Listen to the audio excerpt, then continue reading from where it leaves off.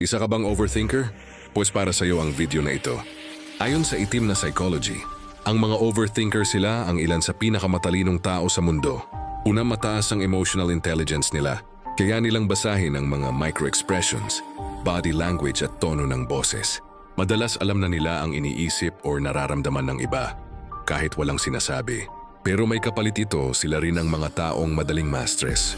Kasi sa bawat desisyon, nakikita nila hindi lang ang best outcome, kundi pati ang worst case scenario. Pangalawa, expert sila sa pattern recognition.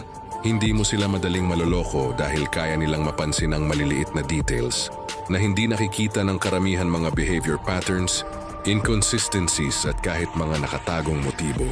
Pangatlo, malalim silang mag-isip. Hindi sila kontento sa simpleng sagot.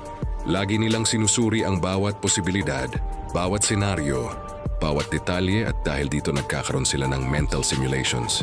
Parang nagpa-practice na sila sa utak nila ng iba't ibang sitwasyon bago pa man ito mangyari. Sa itim na psychology, ang overthinking ay defense mechanism din. Isang paraan para protektahan ang sarili laban sa pain, failure o betrayal. Kaya next time na sabihin mong grabe overthinker ako, huwag mong ikahiya. Baka hindi mo lang alam advantage mo pala yan. Isang senyalis ng mataas na katalinuhan at ng isang utak na kayang magbasa ng mundo ng mas malalim kaysa sa iba.